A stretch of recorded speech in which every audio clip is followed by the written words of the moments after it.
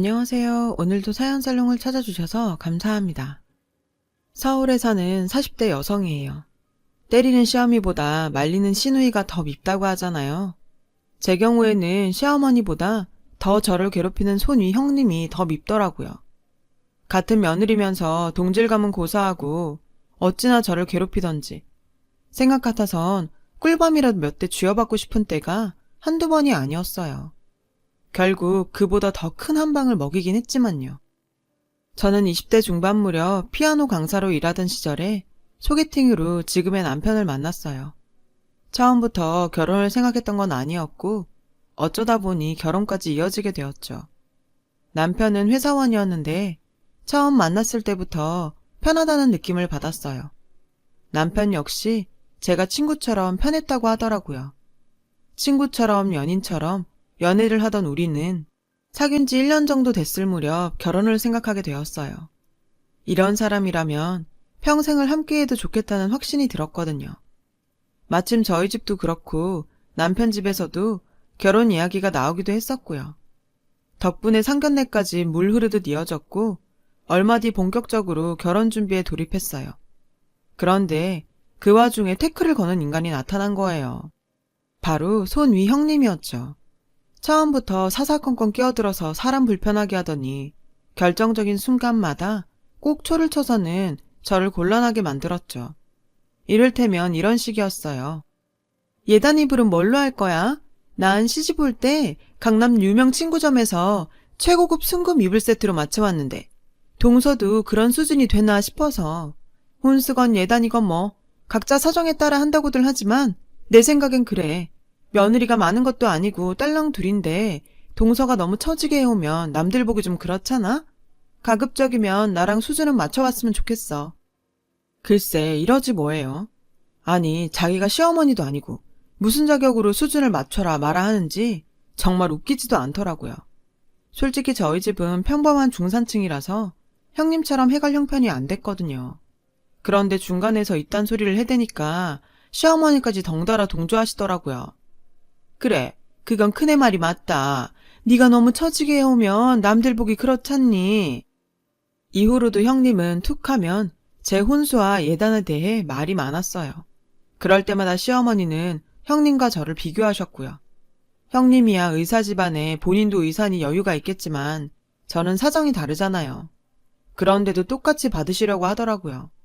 그럴 때마다 전 남편과 말다툼을 했어요. 사귈 때도 싸움 한 번 안 했는데 그놈의 혼수가 뭐라고 이러나 싶었죠.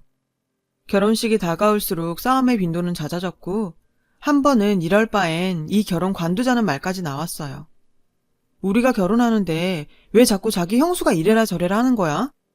형수가 뭘 그렇게 참견했다고 그래. 딴에는 엄마가 말 못하고 계시니까 도와드린다고 그러는 건데 솔직히 그렇게 과한 걸 요구하는 것도 아니잖아.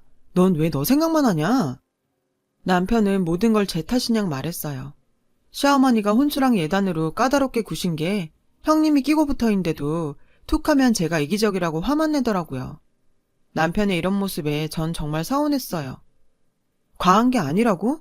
그건 있는 사람들 얘기지. 나 결혼시키느라고 우리 부모님 등골 휘는 건 생각도 안 해?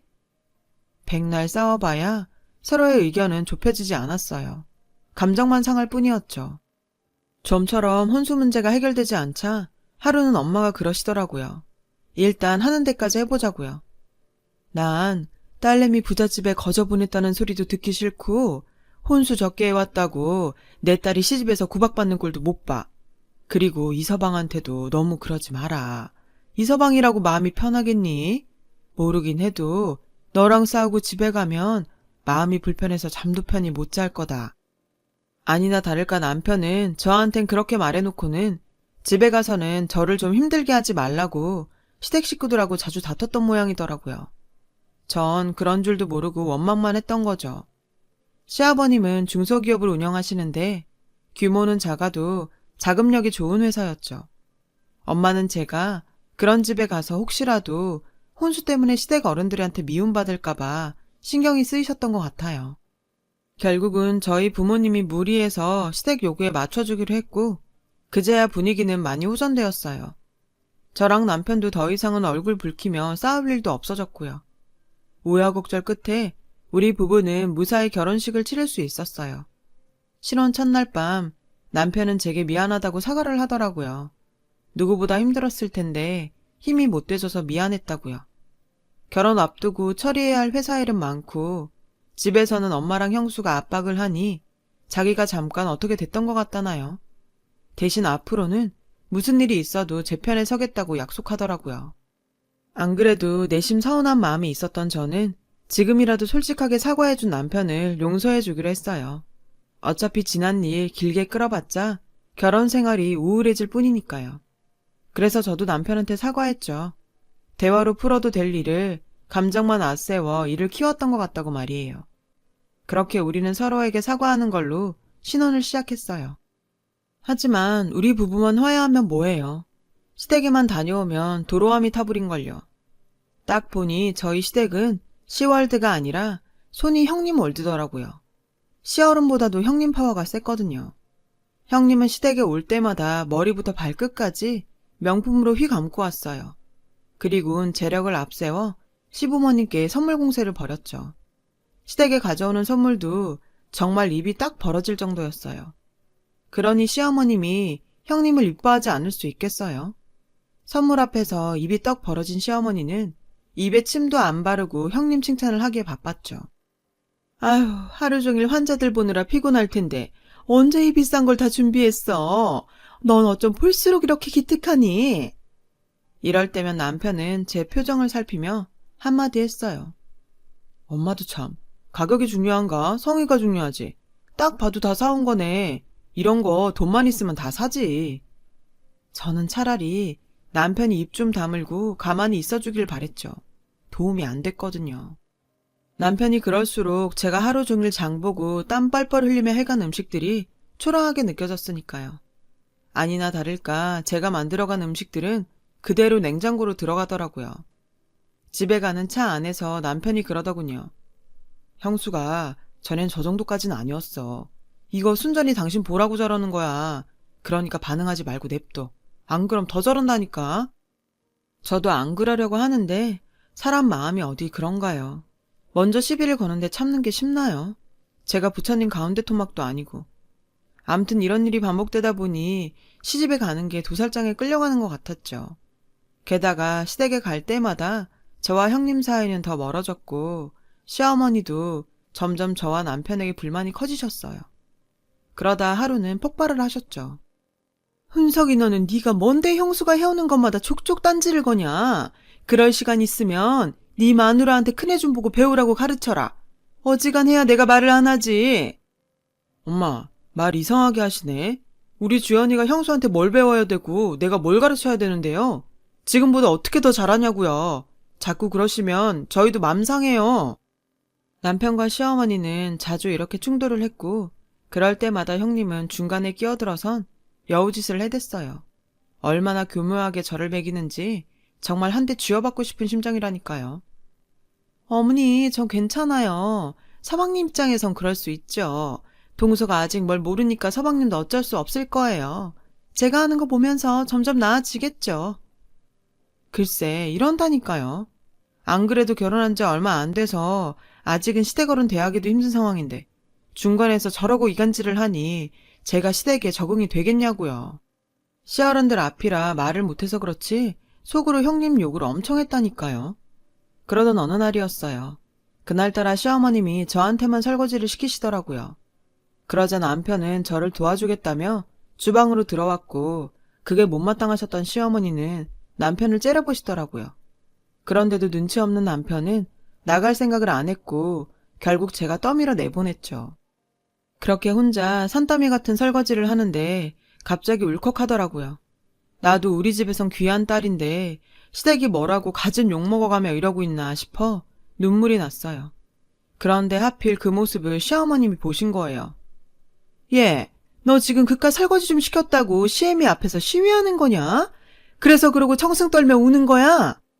전 그게 아니라 눈에 뭐가 들어가서 그렇다고 오해하신 거라고 둘러댔어요. 그 말에 다행히 어머님은 노여움을 푸셨는데 그때 주방으로 들어온 형님의 말에 다시 분란이 일었어요. 통서, 거짓말도 좀 정도껏 해라. 눈에 뭐가 들어갔으면 고무장갑 벗고 눈부터 닦을 일이지. 설거지하며 울어? 어머님이 사람이 좋으시니 믿어주시지 다른 시어머니들 같으면 어림도 없어. 그러자 시어머님도 발끈하시며 싱크대에서 절 밀어내셨어요. 됐다. 설거지 좀 하는 게 그렇게 분해서 눈물까지 짜는 애한테 내가 무슨 일을 시키겠냐. 비켜라, 내가 하마. 저는 아니라고 제가 하겠다고 몇 번이나 말씀드렸어요. 그래요, 어머님. 이런 걸 왜 어머님이 하세요. 한창 젊은 동서가 있는데. 그러지 말고 저랑 나가세요. 형님은 어머님 손을 끌고 주방을 나갔고 저는 욕은 욕대로 듣고 설거지까지 혼자 하게 되었어요. 설거지를 하는 내내 얄미운 형님 때문에 손이 부들부들 떨리더라고요. 그날 이후 저는 어머니 화를 풀어드리려 한방 화장품이며 발마사지 기계 등을 사들고 문지방에 닳도록 시댁에 드나들며 어머님 비위를 맞춰드렸고 덕분에 어머님도 곧 화를 푸셨어요. 그렇게 기름칠을 해둔 덕에 어머님이 전보다는 제게 살갑게 대해주셨어요. 이제는 전보다는 좀 가까워진 느낌이 들기도 했고요. 하지만 늘 저와 시어머니 사이에는 형님이 있었어요. 어느 날인가 뜬금없이 형님이 저한테 전화를 했더라고요. 동서, 요즘 안 바쁘지?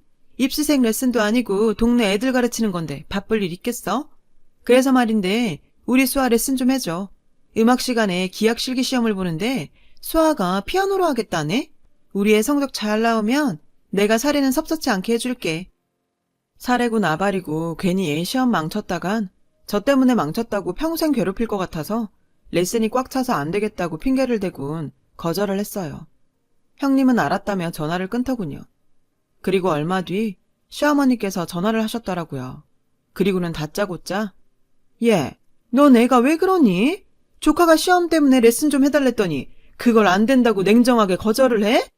공짜로 해달라는 것도 아니고 돈 다 주고 배운다는데도 그러는 이유가 뭐니? 큰애는 그래도 너 돈 좀 벌어주려고 일부러 너한테 부탁한 모양인데 그런 마음도 모르고 어쩜 그러니? 어머니, 제가 정말 시간이 안 돼요. 수아 레슨 봐주려면 제가 형님 댁까지 가야 하는데 그러면 지금 가르치는 애들 레슨 시간을 맞출 수가 없어요. 그래서 그래요, 어머니. 형님이 중간에서 뭐라고 해댔는지 어머님은 제 말은 듣지도 않으시고 막무가내로 화부터 내셨어요.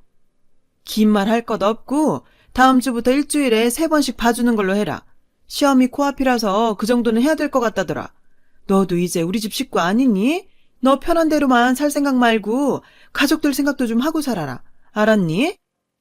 전 결국 일주일에 3번 형님 댁에 가서 조카 피아노 레슨을 봐주게 됐어요.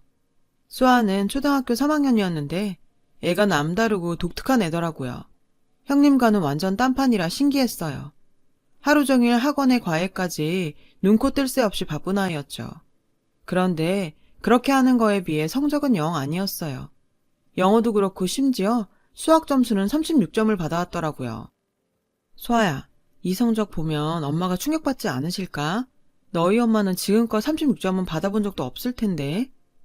작은 엄마, 괜찮아요. 엄마도 강해져야죠.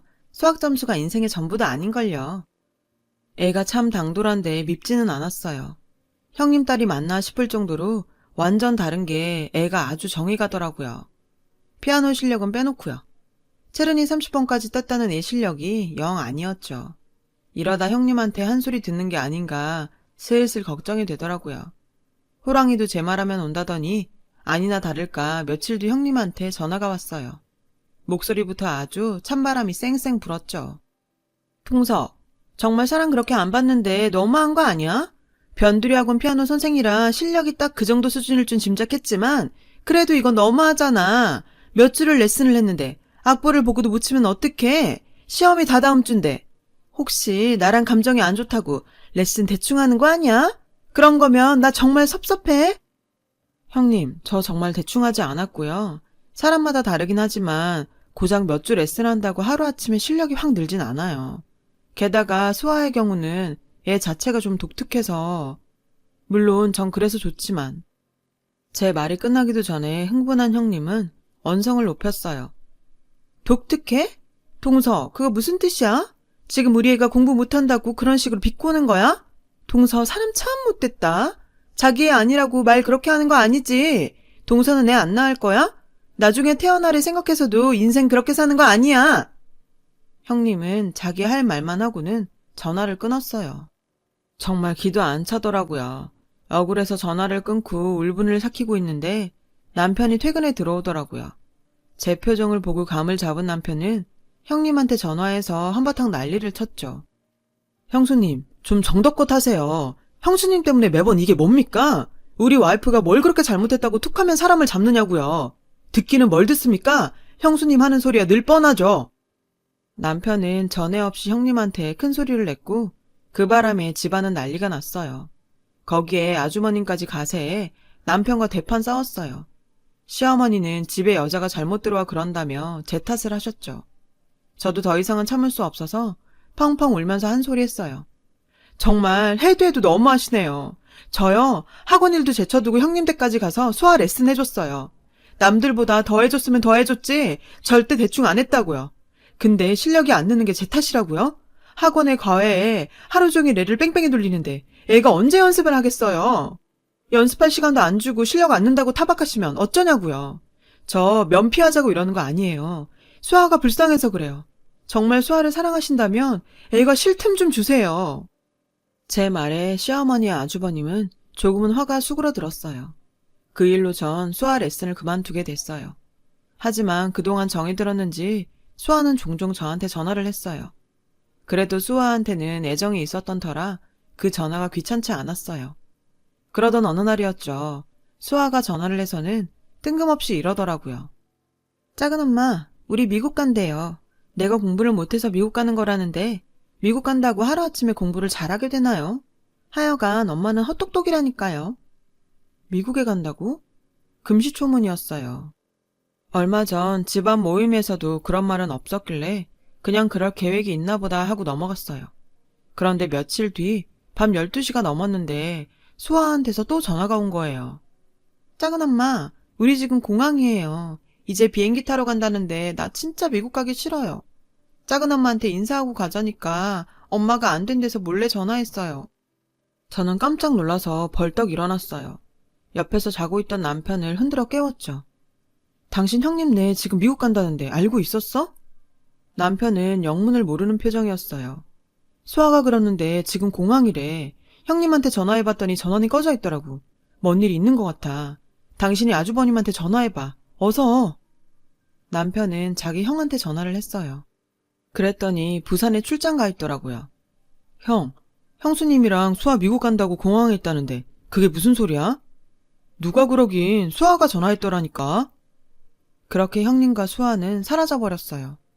다음날 집안은 한바탕 난리가 났죠. 저희 부부는 시어머니 호출로 곧장 시댁으로 달려갔어요. 가보니 모두들 얼굴이 하얗게 질려있더라고요. 특히 아주머님은 몰골이 말이 아니었죠. 형님 친정에 전화를 해봤지만 은퇴 후 내외가 해외에서 체류 중이라 현재 연락이 안 된다고 하더라고요. 더 이상은 뭘 어떻게 해볼 도리가 없었어요. 전부터 애를 미국으로 유학 보낼 거란 말은 했지만 이럴 줄은 몰랐다고요. 병원에 알아보니 일 관둔 지가 석 달도 넘었다 하고 수아 학교 문제도 이미 정리돼 있었다고요. 아주버님 말에 어머님은 사시나무 떨듯 떠셨어요. 전 어머님 손을 잡아드렸죠. 그러자 어머님이 울먹이며 이러셨어요. 내가 걔한테 돈을 다 줬는데. 저희는 깜짝 놀라 눈이 휘둥그레졌어요. 돈이라뇨? 엄마 그게 무슨 소리예요? 아주버님은 어머님께 따지듯 물었어요. 몇 달 전에 와서는 개원하려는데 돈이 부족하다고 유산 일부를 먼저 줄 수 있냐더라고. 그래서 땅 팔아줬는데. 또다시 한바탕 난리가 났어요. 그 큰 돈을 아버님한테도 말 안 하시고 형님한테 덥석 줘버리다니. 다들 기가 막히고 어이가 없었죠. 아버님은 어머님께 호통치시다 쓰러지셨어요. 결국 아버님은 병원에 입원하셨어요. 시어머니는 구석에 앉아 눈물만 훔치셨죠. 그렇게 믿고 아꼈던 며느리가 당신을 속이고 거기다 손녀딸과 돈을 들고 도망쳤으니 심정이 오죽하겠어요.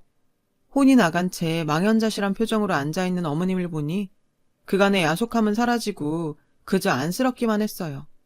그동안 미운 정이 든 건지 어쩐 건지는 잘 모르겠지만 말이에요. 얼마 뒤 아버님은 무사히 퇴원을 하셨어요. 어머님도 조금씩 기력을 찾으셨죠. 하지만 여전히 형님의 행방은 찾을 수 없었어요. 그런데 뜻밖의 곳에서 실마리를 잡게 됐지 뭐예요. 제 SNS 사진에 수아가 보낸 하트가 뜬 거예요. 수아 SNS로 건너가 보니 최근에 찍은 사진 한 장이 올라와 있었어요. 특이한 구조의 건물 안에서 찍은 사진이었죠. 한국도 아니고 낯선 미국에 있는 건물 사진만 보고 거기가 어딘지 어떻게 알겠어요. 그 순간 문득 미국에 사는 사람이라면 혹시 알지 않을까 하는 생각이 들더라고요. 그래서 미국에 살고 있는 친구한테 연락해 사진 속 배경이 어딘지 아냐고 물었어요. 달리미술관이네. 나 사는 데서 가까워. 플로리다 세인트 피커스버그에 있어. 저는 친구한테 사정을 얘기했어요. 제 이 얘기를 들은 친구가 사설 탐정을 고용해서 형님을 찾는 게 가장 빠르다고 해서 그러기로 했어요.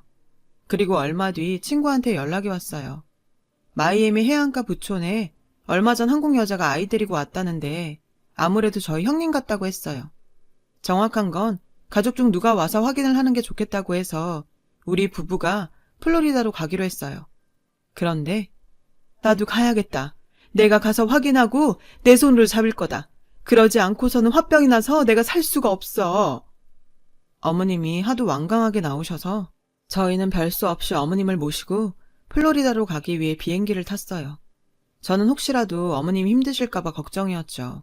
그런 마음을 아셨는지 어머님은 제 손을 꼭 잡아주셨어요. 내가 큰애만 편애해서 이런 일이 생겼나 보다. 내가 너한테 못할 짓을 했구나. 미안하다. 다 지난 일인걸요. 지금은 어머님 건강만 생각하세요. 어머님은 고맙고 부끄럽다며 눈물을 흘리셨어요. 플로리다에 도착한 우리는 국내선으로 마이애미까지 갔어요. 공항에는 친구가 마중 나와 있었죠. 친구의 도움으로 형님이 사는 마이애미 해안가 부촌까지 갈 수 있었어요. 집 앞에 도착하니 입이 딱 벌어지더군요. 정말 미국 영화에서나 보던 어마어마한 대저택이었거든요. 나중에 안 사실인데 형님은 친정에서도 자기 몫의 유산을 다 받아왔다고 하더라고요. 배를 눌러도 대답이 없었어요. 할 수 없이 집 앞에서 버티고 있는데 저 멀리 조그만 어린애가 뛰어나오는 게 보이더라고요. 수아였어요. 저를 알아보고 달려나온 거였죠. 수아는 달려와 문을 열어주었어요. 작은 엄마, 나 보러 왔어요? 해맑게 웃고 있는 수아를 보자 말문이 막혔죠. 차마 네 엄마를 잡으러 왔다고 말할 수는 없었으니까요. 그래서 말없이 수아의 머리를 쓰다듬어 주었어요. 그때였죠. 수아를 따라 밖으로 나온 형님이 어머님과 우리 부부를 보고는 아연 질색했죠. 맨날 골프 치러 다닌다더니 그날도 골프장에 가려고 준비를 하고 있더군요. 어머님은 당장이라도 달려들 기세로 형님을 쏘아보았어요. 둘째야, 수아 좀 데리고 있어라. 난 쟤랑 얘기 좀 해야겠다.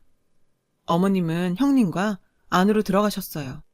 남편과 저는 수아와 함께 마당에 남았어요. 그런데 잠시 뒤 집안에서 큰 소리가 났어요. 저는 수아가 밖에서 개와 노는 틈을 타서 안으로 들어가 봤어요.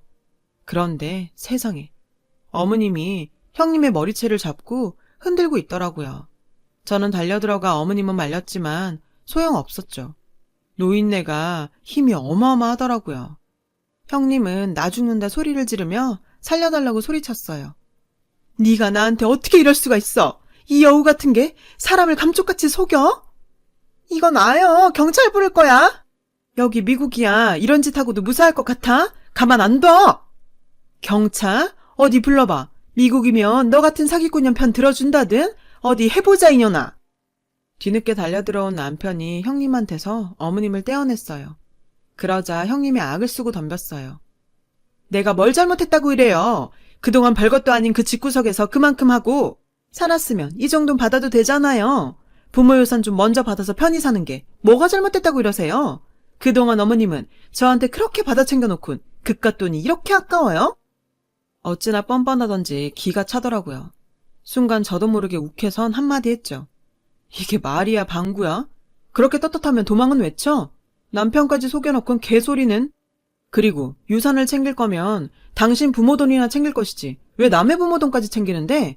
그게 당신 거야? 도둑년 주제에 입은 뚫렸다고 짓거리긴 도덕 시간엔 잠만 쳐졌나? 무슨 인간이 이렇게 비도덕적이야? 제 말에 형님은 저를 째려봤어요. 동서가 뭘 한다고 끼어들어? 주제 좀 알고 까불어. 건방지게 어디서? 그 순간 어머님이 형님 뺨을 올려치셨어요. 얼마나 세게 치셨는지 짝소리가 거실에 울릴 정도였죠. 어디다 대고 함부로 짓거려? 감히 네가 내 며느리한테. 건방진 건 내 며느리가 아니라 막대 먹은 너다, 너! 어머님 말씀에 형님은 충격을 받은 것 같았어요. 반대로 전 감동을 받았고요. 결국 형님은 회사 일 때문에 뒤늦게 도착한 아주버님 손에 끌려 한국으로 들어오게 됐고 얼마 뒤 고소를 당했어요. 어머님한테 받아갔던 돈을 고스란히 내놓았지만 화가 난 시어머님은 형님을 사기죄로 고소해버렸거든요. 게다가 아주버님은 형님을 상대로 이혼 소송을 걸었어요. 결국 양육권과 친권도 모두 아주버님이 갖게 되었고 수아는 아주버님과 함께 시댁에 들어와 살게 되었죠. 그 후로 어머님과 저는 사이가 많이 좋아졌고요. 처음에는 제가 잘못 들어와서 집안이 시끄럽다고 하시던 분이 이제는 동네방네 다니시면서 집안에 복덩이가 들어와서 재산도 지킬 수 있었다고 자랑을 하고 다니실 정도로요. 말도 많고 탈도 많은 사건은 그렇게 해피엔딩을 맞았답니다. 새 가족이 들어오고 새 사람도 태어나고 그렇게 우리 인생에 새로운 사람이 들어오는데 서로 배려하고 이해하면서 잘 살았으면 좋겠다는 생각이 드네요. 지금까지 제 이야기를 들어주셔서 감사드리고요. 힘든 오늘 뒤엔 반드시 좋은 날이 오니 힘내시고 행복하세요. 여러분, 사연 댓글에 응원과 현명한 조언 부탁드려요. 좋아요와 구독은 저에게 큰 힘이 됩니다. 오늘도 좋은 일 가득하세요.